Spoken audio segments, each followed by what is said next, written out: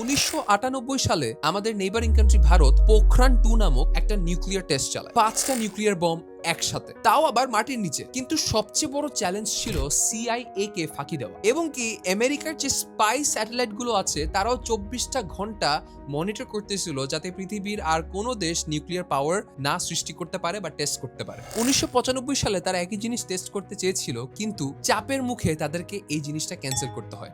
তাই APJ আব্দুল কালাম নিজে সিদ্ধান্ত নিলেন যে সায়েন্টিস্টদের সৈনিকদের কাপড় পরিয়ে নিউক্লিয়ার ফ্যাসিলিটিতে পাঠানো হয়। রাতের বেলা কাজ এবং দিনের বেলা ছদ্মবেশ।